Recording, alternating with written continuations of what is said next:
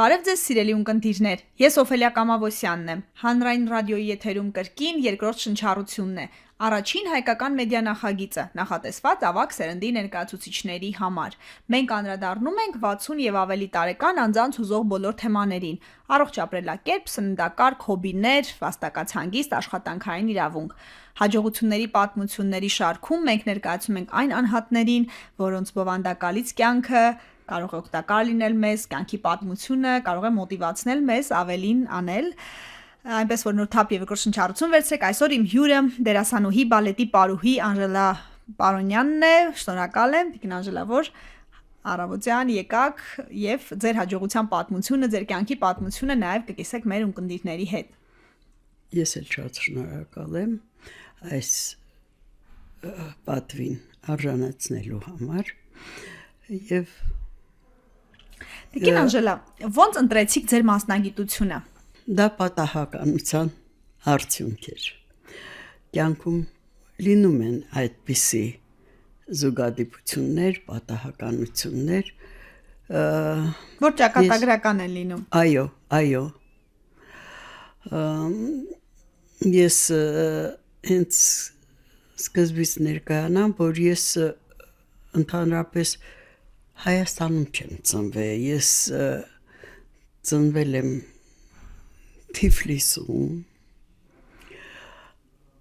պատերազմից հետո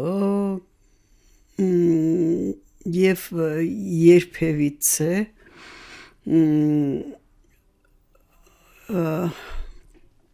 չեմ էլ երազ է լինել բալետի դերասանուհի, պարուհի եւ այլն, որովհետև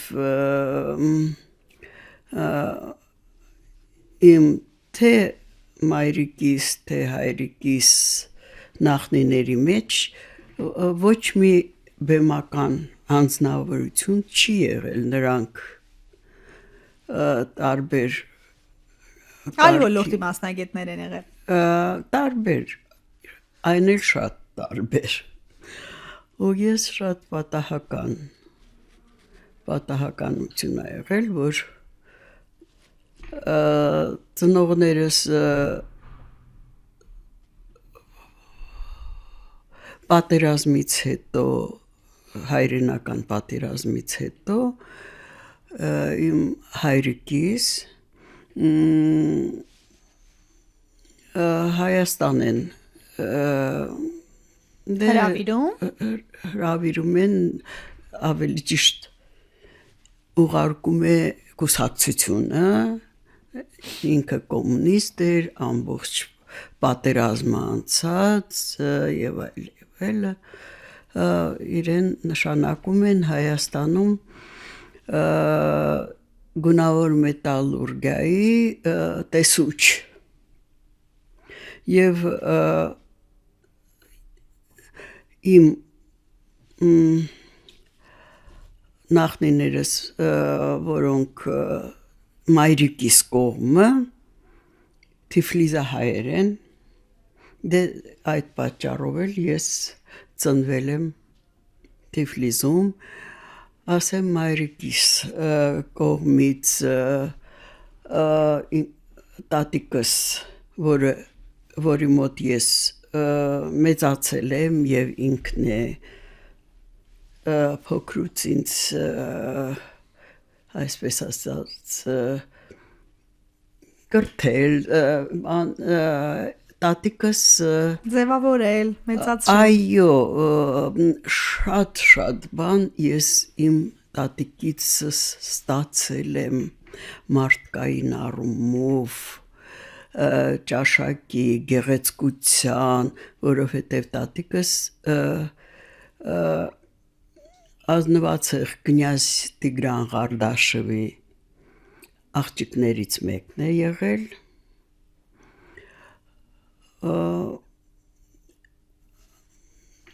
Երբ որ եկաք արդեն Երևան, դուք որտեղ կրթություն ստացաք, ինչպես ստացվեց, որ ընտրեցիք հենց այս մասնագիտությունը։ Բանը դրանում է, որ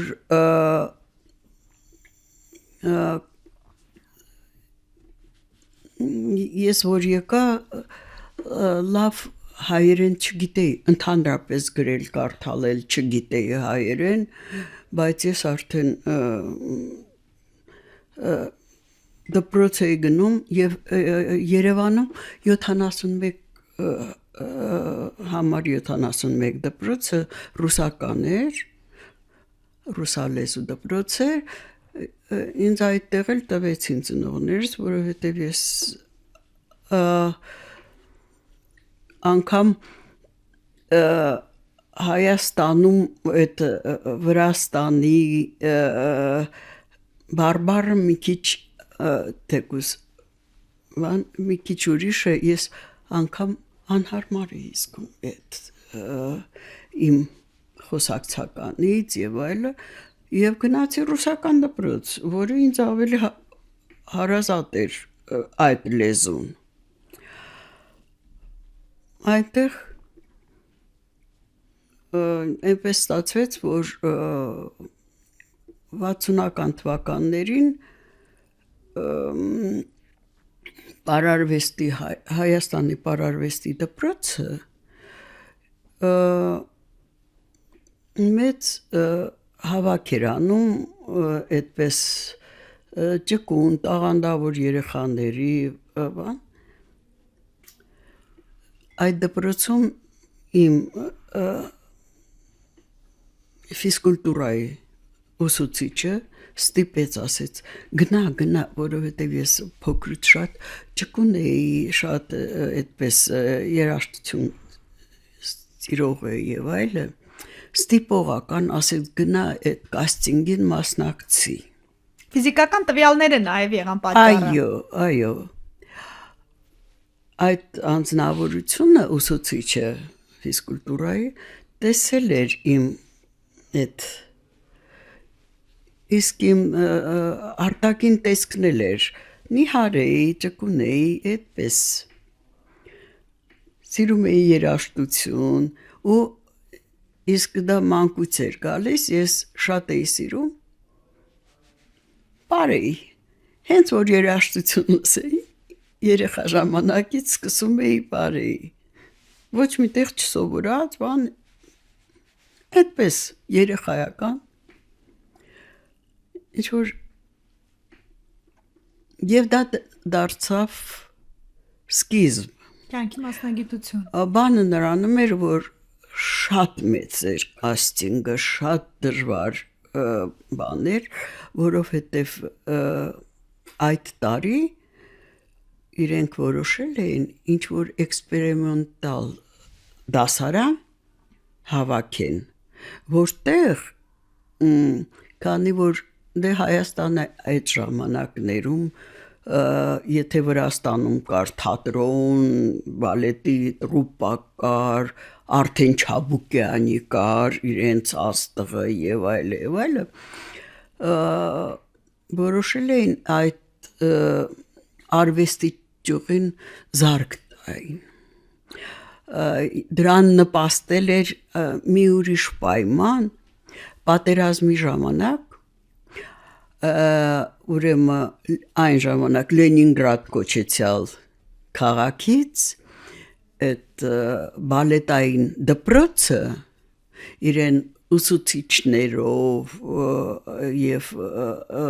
աշակերտներով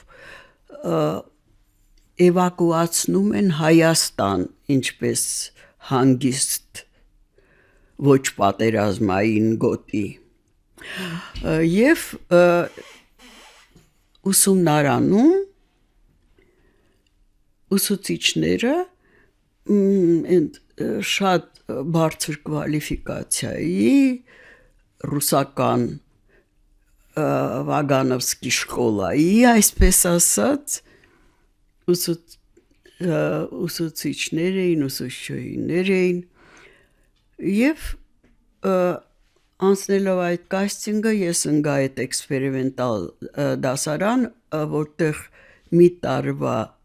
մեջ պիտի 2 տարվա ծրագիր անցնեին։ Դա շատ ծանր երևույթ էր։ Կին Անժելա, դա է ուզում հարցնել, որ ամենադժվար ուղղություններից է, շատ աշխատատար, երբեմն դաժան։ Դաժան։ Ես համաձայն եմ։ Եթե դու ֆանատիկորեն չնվիրվես այդ արվեստին, ոչ մի բան չի ստացվի։ Դա պիտի ինքդ քեզ մեջ մի ինչ-որ գերբնական ուժ գտնես, որովհետև դե բալետը շատ ծանր պրոֆեսիա է, շատ ծանր։ Թե ուսումնական պրոցեսը, թե հետագա բեմ դուրս գալու։ Մրցակցությունը, Այո, բայց ինչպես ես նշեցի, բախտը ինչ ժպտաց, ես ընկա մի ուսուցչուհու մոտ, որը անմիջապես Վագանովայի դասարանից էր եղել, այդ դպրոցի կրողներ, դպրոցի հմտությունների այո, այդ կուլտուրայի ես կասեի, դա դպրոց չի, դա հատուկ կուլտուրա է։ Այդ պարարվեստը դա մի ես չէի ասի, որ դա ինչ-որ եթե արվեստները դասակարգենք, բալետը ծանրագույն արվեստներից մեկն է։ դերասանական խաղ կա, պար կա, երաժշտություն կա, ամեն ինչ կա, Այո, սինտեզ է։ մարմնամարզություն կա։ Այո, շատ բան է իր մեջ ներառնում։ Երաժշտության նկատմամբ սերը կարողանալ այդ երաժշտությունը քո ներքինով զգալը եւ նորից վերադարձնել արդեն շարժման տեսակով։ Հանդիսատեսին։ Այո։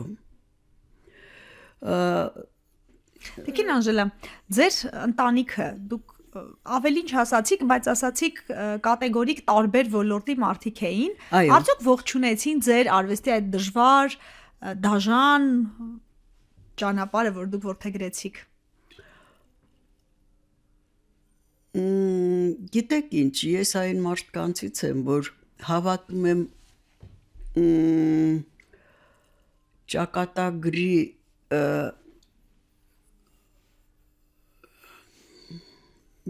գործունին, որ մարդը կարող է պատահական հանդիպումից էլ շատ Ճակատագրական լինի։ այլ կերպ արդեն նայի կյանքին ճակատագրական մեծ դեր ունենա այդ պատահականությունը։ Ես ընկա այդ պատահականության մեջ։ Ես կարող եմ այդ դասին չգնայի, ես կարող եմ այդ կաստինգը չանցնեի եւ շատ բան կարող էր չլիներ, որովհետեւ իմ նախնիներից հայրիկիս ուրեմն ծնողները, բարեկամները, բան բոլորը բժշկության Մարդիկ խոշորագույն բաներ են, պրոֆեսորներ եւ այդպես բժշկությունը կարող էր ինձ անել, եթե ես պատահական ոչինչ չի լինում, Տիկին Այո։ Անժելա։ Իսկ բայց ես չընտրեցի։ Դրան էլ ես բացատրություն հետագայում գտա, ինչու ինձ չձգեց դա, որովհետև ես այն անձնավորություններից եմ, որ մարդկանց ցավը բան շատ Թունդ եք ընկալում։ հա շատ սեփական եմ ընկալում եւ մեծ ապրումների մեջ եմ լինում։ Ապրումակցման բարձր շեմ ունեք, էմպաթիայի մասին եք ասում։ Եվ դրա համար ասում եմ, չնայած իմ բարեկամների մեծ մասը այն էլ բժշկության մեջ հիմնադիրներ են եղել, այո, մանկաբուժության հիմնադիր, որ իմ հորեղբայրն է եղել եւ այլ եւ այլ։ Տիկին Անժելա, ձեր ամուսնու հետ հանդիպումը էլի պատահականություններ, Այո։ այսպես ճակատագրական պատահականություն։ Ինչպես եղավ, պատմեք։ Ուրեմն շատ պրոզաիկ խանութի դրան մեջ բախվեցինք։ Կինոների Ես- պես։ Այո, սցենար։ Ուրեմն բախվեցինք եւ այդ տղամարդու հետ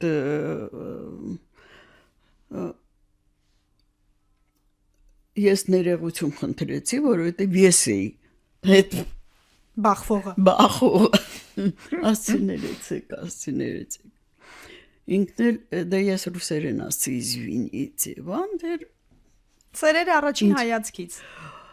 ինքն էլ ասեց նичего ասեց։ Ինքն էլ ռուսերեն այնքան лав չէր խոսում,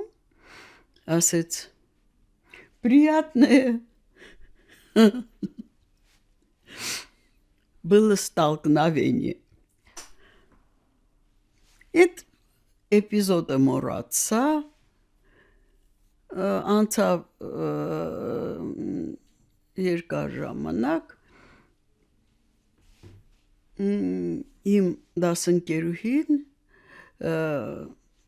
նույն կուրսեցի, որի հորեղբայրը նկարիչ էր, հրավիրեց, ասեց արի գնանք, ասեց հորեղբորս արվեստանոցը այնտեղ եւ այդ երիտասարդին տեսա այնտեղ հիշեցի, որ ես շատ տգեղ իրեն բախվել եմ Ինքն էլ հիշեց։ ինքը չհիշեց, բայց որ տեսավ իմ տեսքը զբան այն ժամանակ Հիմա էլ Ոչինչ։ ոչինչ, հիմա էլ Հիմա- ոչինչ։ ասեց գիտեք ասեց դե ես գիտեի որ նկարիչ է բանը ընկերն է ընկերուհուս որ եղբոր ասի ասի ես չեմ կարող ասեց դե մի սեանս նստեք ես ձեր պորտրետ նկարեմ հրաժարվեցի ասի չէ ասեց հետո անցավ բավականի ժամանակ այդ ընկերուհիս ասեց ինչու ասեց դու հրաժարվեցիր ասեց գիտես ասեց ինքը լավ պորտրետներ է անում այդ նկարիչը ասի չգիտեմ ինչ որ բայց երիտասարդ ժամանակ շատ նկարիչներ մոտենում էին ինձ խնդրում էին երևի հարմար դեմք ունեի պորտրետի համար Գեղեցկուհի եք եղել, համեստաբար մի ասեք հարմար դեմք, Տիկին Անժելա, գեղեցկուհի եք եղել։ Եվ բանը ես էլ շատ համաճ կուտեի չէի ուզում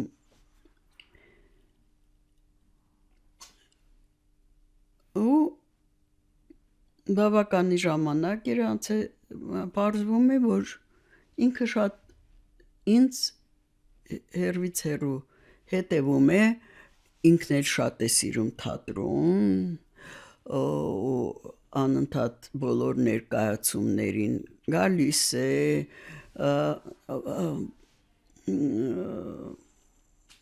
ծանոթանում է եւ այլը ու վերջը ինձ մի օր փողոցում հանդիպեց, ես էլ շատ շտապ մեկնում էի նկարահանումների, այդ ժամանակ ես նկարահանվում էի, այդ Կարինե ֆիլմն էին նկարահանում, այդ վերջը ես ասի, ես չեմ կարող, ես 15 օրով գնում եմ քաղաքից, այնպես որ ասեց, դե ասեք, երբ կլինեք դուք այստեղ քաղաքում, մենք հանդիպենք, ես ուզում եմ ձեր պորտրետ նկարեմ, ասի դե եթե ես գամ քաղաք, իսկ ես չեմ սիրում մարդկանց ինչ-որ խոստումներ տան, կոտրատվել և այլը, ես ռուսերեն ասած չոտկի մարդ եմ, ասի, այս ինչ-որ ես կգամ քաղաք, ինքը ասեց, դե ասեց, որ ժամին, ես ասեցի, որ ժամին ուզում եք, ասեց դե ժամը 7-ին երեկոյան, հենց այստեղում, եթե նենց պատկերացնում եք Երևանում մի հատ լավ ծաղիկի խանութ կար,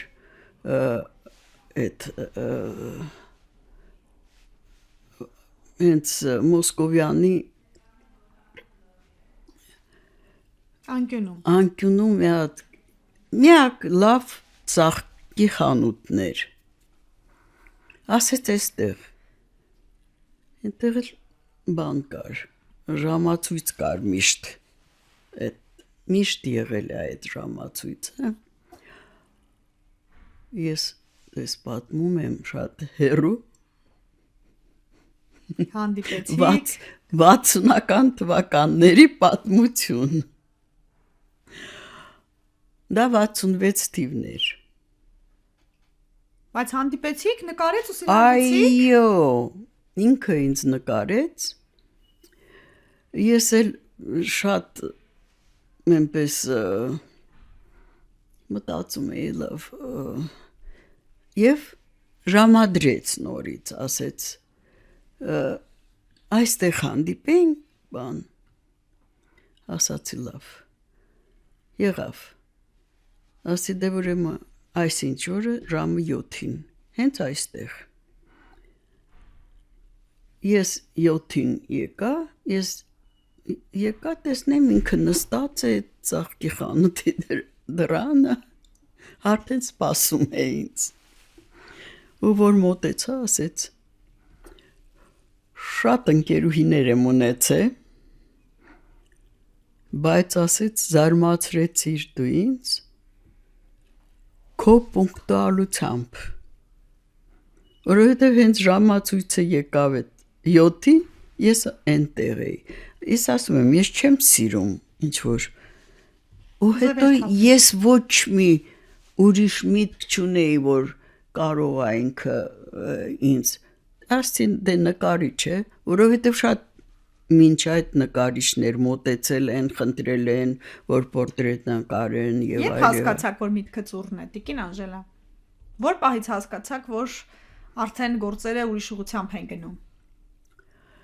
ինքը շատ նաստոյչիվ է,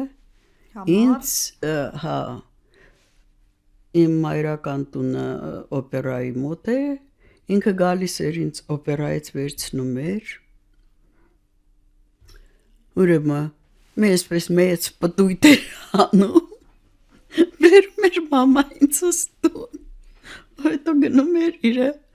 այն ժամանակ իր արվեստանոցը, Քանի տարի եք համատեղ միասին ապրել, երջանիկ, մենք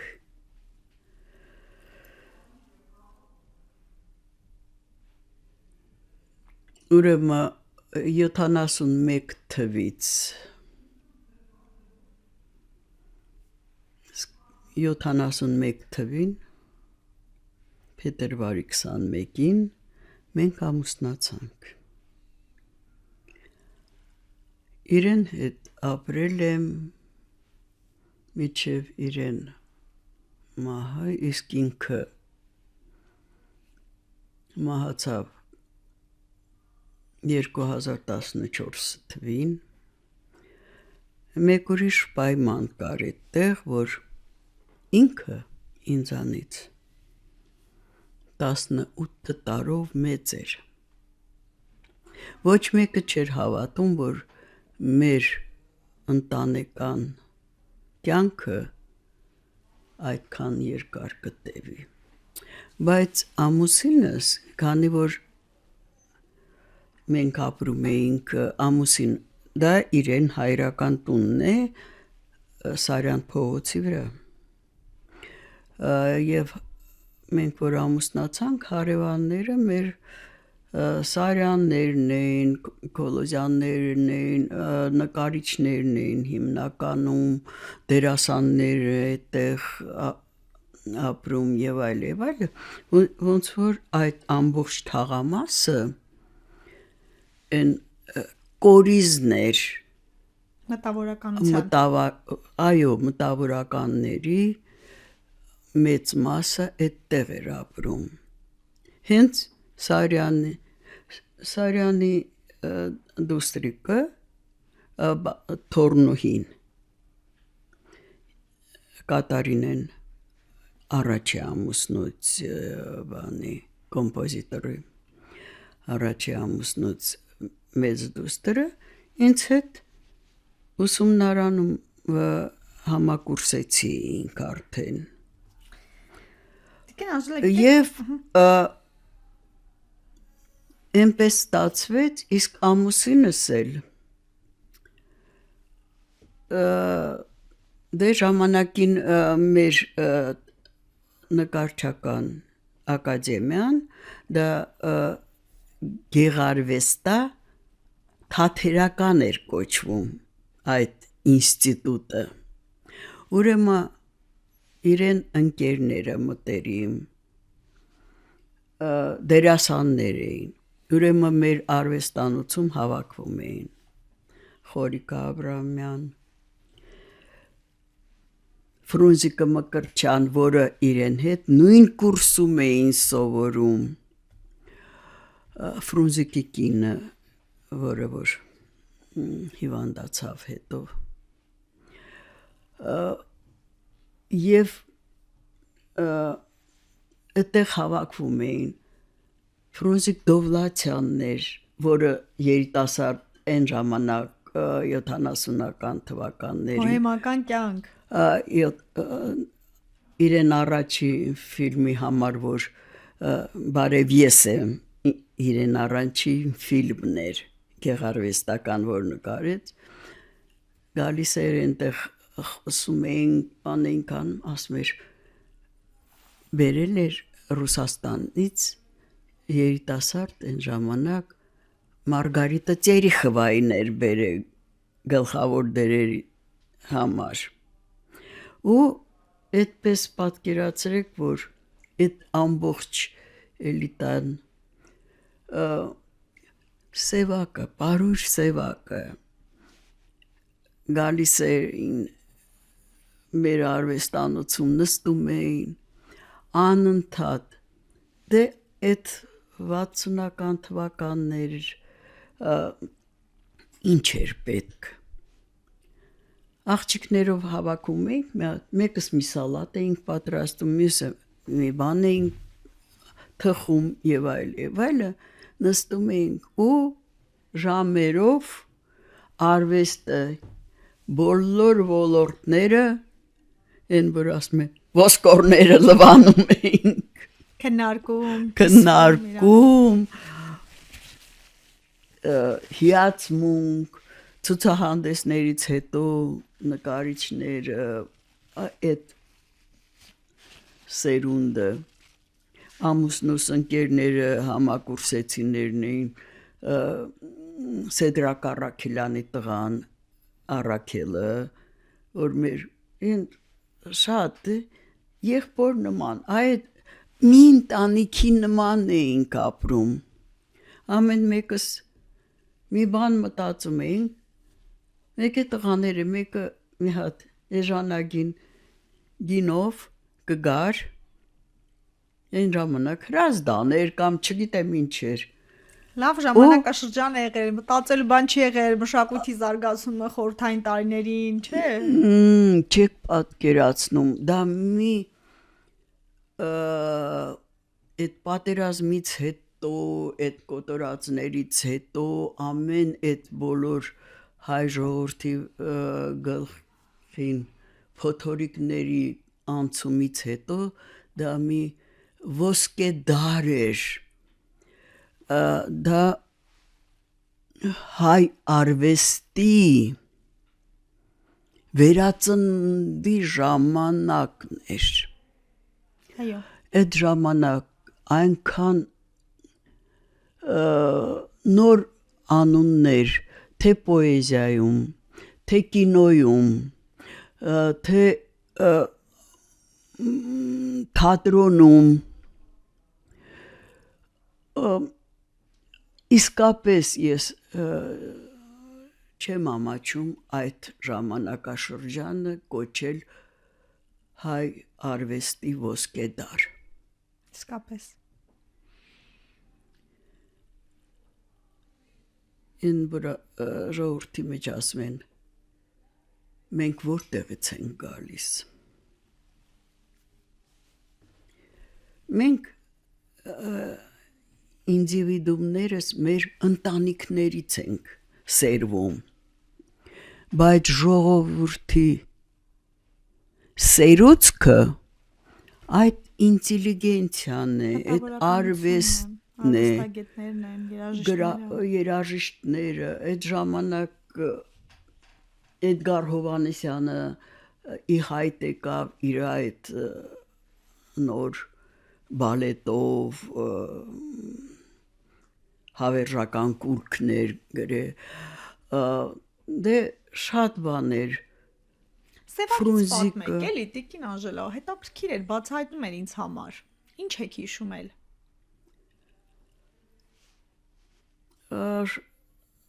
Դե անձնական շփումները շատ կարևոր էր։ Ամեն մի մարդ իրեն ոնց որ շունչն էր բերում այդ մեր ընդհանուր միջավայր, ընդհանուր այդ սեղանին, այսպես ասած։ Լայն իմաստով սեղանին։ Այո, որովհետև դա մի ժամանակաշրջան էր, որ բոլորս սնվում էինք նոր ժամանակի այդ հովերով, ձգտումներով,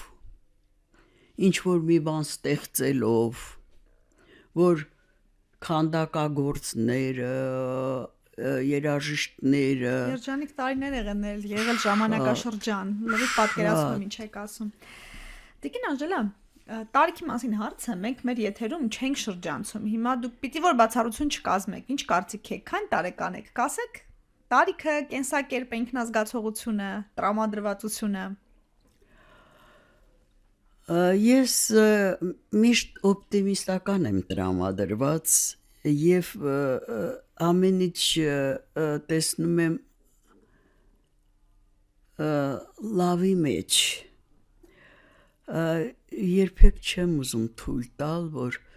իմ տարիքը, իսկ ես քիչ 70 արդեն 8 տարեկան եմ, որոնցից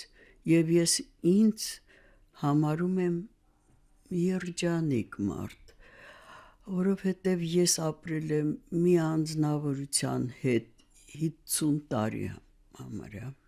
43 ես հաշվեցի։ Համարյա ես ասացի, որովհետեւ մինչ ամուսնանալը մենք հանդիպել են 4 տարի ընկերություն էինք անում, այդ խմբով, այսպես ասած, մեծ ընկերական շրջապատ էր, որ անգամ այդ ընկերության մեջ մեկս մյուսին ինչ որ մի բան աշխատում էինք նոր բան փոխանցել կամ ստանալ, իսկ դա քիչ չի, Ձեր տարիները ձեզ հարստացնում ու այսօր էլ երջանկություն են պարգևում Այո, ապրած հագեցած այո։ բովանդակալից կյանքը։ Եվ իմ կյանքիս զուգընկերը, որը իսկապես արտակարգ տաղանդավոր նկարիչ է, որը ունի երկու բան, его признали как лучшего пейзажиста Советского Союза еще в 1981 году. 81 թվականին ճանաչվել է Խորհրդային Միության լավագույն բնանկարիչ։ Բնանկարիչ, այո, Հրաշալի։ լավագույն։ Դրանից հետո արդեն տարիներ հետո դե ժողովրդական նկարիչի կոչում էլ ունեցավ։ Կյանքի իմաստը որտեղ փնտրենք։ Ոնց ապրենք, որ 80-ին մոտ ցեսպես ինքնագոհ, ինքնավստահ, ասենք, որ մենք երջանիկ ենք, որ Ես երջանիկ եմ իմ ստեղծած ընտանիքի մեջ էլ շատ երջանիկ եմ։ Ես ունեմ հրաշալի 3 երեխա, որոնք կայացած էլի շատ կայացած անձնավորություններ են։ Մեծ աղջիկս արվեստաբան է, լայն պրոֆիլի, արվեստաբան դիզայներ, որը մեծ լումա ունի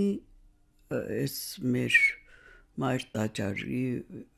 վերակառուցման եւ դիզայնի հարցերում։ Երկրորդ աղջիկս շատ լավ նկարչուհի է։ Ինչ լավ է, որ գեներալն գեղանկարչուհի է։ Ես իմ հիանալի թորնուհիս որ տեսակ օպերային երգչուհի է, կոնսերվատորիան ավարտած փայլուն։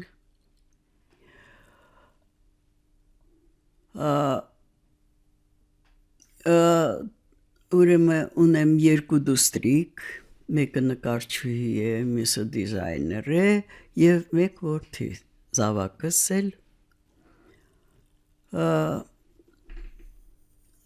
դե ինչպես է մեր հիմա Հայաստանի վիճակը, ինքը ավարտել է համալսարանի միջազգային հարաբերությունների ֆակուլտետը, դեռ 21 տարեկան հասակում արդեն իրեն վստահել էին արդյունաբերության մինիստրությունում զամինիստրի փոխնախարարի պաշտոն։ Այո, պաշտոն է, բայց ինքը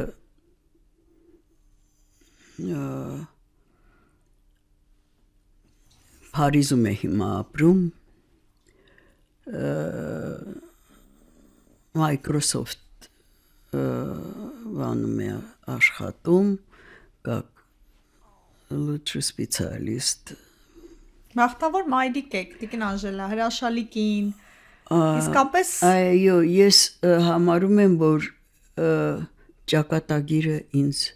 սիրում է, եւ ես ինձ համարում եմ շատ երջանիկ։ Ինչպես ապրել կյանքը, եթե կարճ խորհուրդ տաք, որպիսի կյանքի երկրորդ փուլում կարողանաս այսպես հպարտանալով պատմել դուք ինչ եք արել, ինչ որ գաղտնիք ունեք երիտասարդության հագեցած կյանքի։ Երևի դա գաղտնիք չէ, ինչ որ անում ես կյանքում, սիրով անես, նվիրվածությամբ անես, եթե դու երեխա ես աշխարհ բերել, ուրեմն աշխատիր, որ այդ երեխան արժանի սերունդ լինի։ Դրա համար դրան շատ բան պետք չի։ Պետք է որ դու հոգաս նրա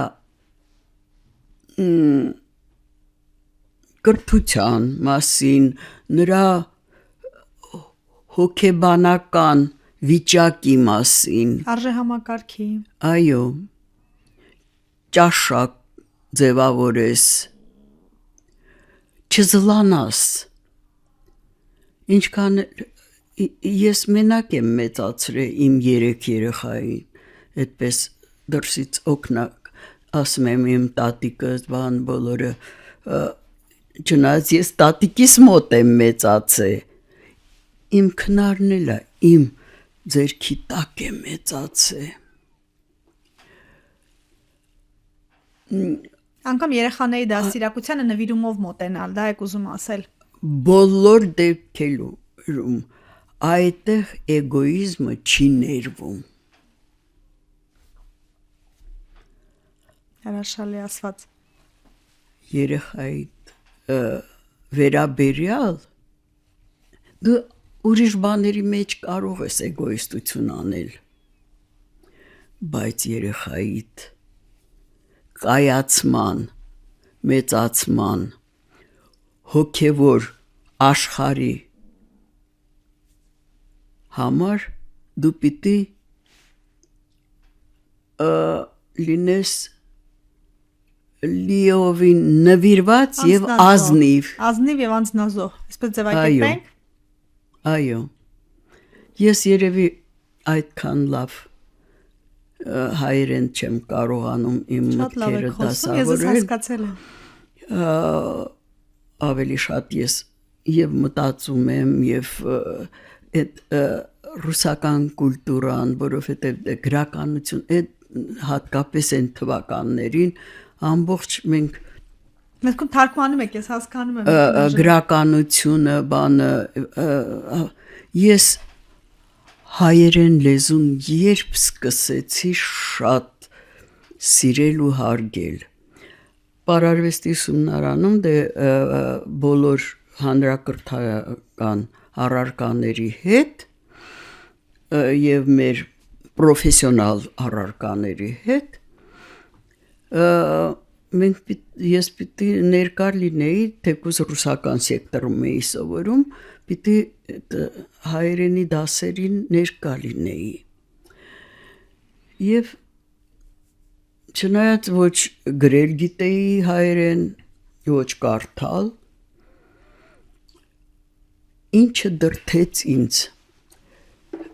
Մի հատ շատ հիանալի հայոց լեզվի ուսուցչուհի ունեինք, ու անցնում էին իրենք Տերյանի լիրիկան։ Եվ ինչ է ինձ հրապուրեց,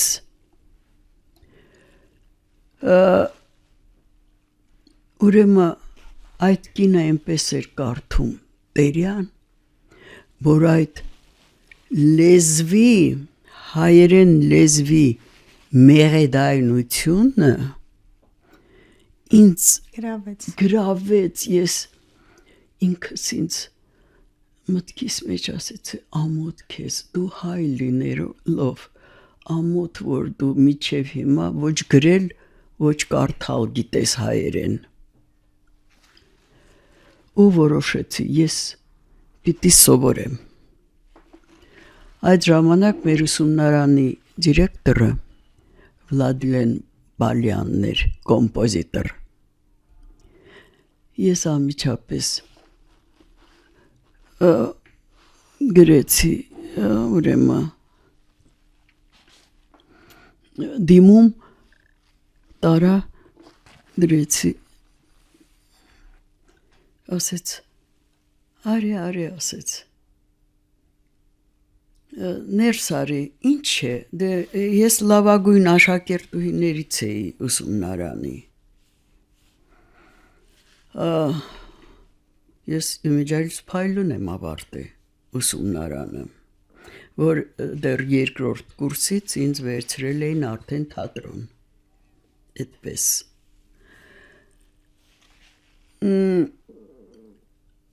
ներս եկ ինչ է պատահե, ասի Վլադլեն Ալեքսանդրովիչ, ասի շատ ամաչում եմ, բայց ես ուզում եմ հայոց լեզու դասընթացներին ներկա լինել, թույլ տվեք, Որ սովորեք։ այո, ասեց բեր դիմումըտ, վերեցի, ստորագրեց, հետո վեր կացավ, մոտեցավ ինձ, համբյուրեց ճակատս, ասեց ապրես աղջիկ ջան, դա ինձ ոգեշնչեց ավելին, և ես 15-16 տարեկանում Սկսեցիք սովորել հայերեն։ սկսեցի հայերեն այբոբենը սովորել, գրել, կարդալ, չնայած են, որ ասում են, նասլուխու հայերենը միշտ է եղել, ես Հասկացել եք, ես պատկերացրի, բայց ուղղակի չեք գրել, չեք կարդաց։ Տիկին Անժելա, ամեն ինչ, ես հասկանում եմ, ինքս էլ այնքան հարցեր ունեմ, բայց ցավոք սրտի հաղորդման եթերաժամանակն է սահմանափակ, բայց մենք պայմանավորվել ենք, որ անպայման հանդիպում ունենալու ենք լրացուցիչ եւ ոչ մի պատմություն չի մնալու, այսպես ասած, ձեր ներսում, որովհետեւ ինձ իսկապես հետաքրքիր է մարդկանց էլ, այսինքն մեր հանդիպման այս փուլը, այս պահին կավարտենք, շնորհակալ եմ, որ եկաք, շատ գնահատում եմ, կարծում հետաքրքիր զրույց ստացվեց։ Շատ ուրախ եմ այս մեր հանդիպման համար եւ ես ինքս որ շփվում եմ նման մարդկանց հետ զրուցում եմ եւ այլ ես ինքս այն անձնավորություններից եմ որ լիցքավորվում եմ ինձ շփումը մարդկանց հետ իմանալ մի որևէ նոր բան միշտ հետաքրքիր է եւ դա երիտասարդության գաղտնիքն է գաղտնիքներից մեկն է պատկերացնում որ միջ օրս ես միջև հիմա դուրս եմ գրում ահագին ամսագրեր բաներ առաջինը չեմ կարող չկարդալ երկրորդը դա ինձ տալիս է մեկ ուրիշ մի բան որ հանկարծ այդ ծերունական հովեր չգան այո հոգեբանական բավարարություններ շնորհակալ եմ Տիկին Անժելա դա կտեսնվենք այսպես բաժանվենք որ կտեսնվենք կշարունակենք մեր զրույցը շատ ուրախ էի եւ շատ շնորհակալ էի այս ձեր հրավերի համար Առայժմ ակտիվ եղեք, լսեք մեզ հանրային ռադիոյի amradio.am կայքում դիտեք հաղորդումը։ Բաժանորդագրվեք երկրորդ շնչառության YouTube-ի ալիքին, գտեք մեզ TikTok-ում, Instagram-ում, Facebook-ում, գրեք ձեզ ուզող հարցերի մասին։ Մենք դրանց անպայման կանդրադառնանք հաջորդիվ։ Առողջ երկար կյանք եմ մաղթում։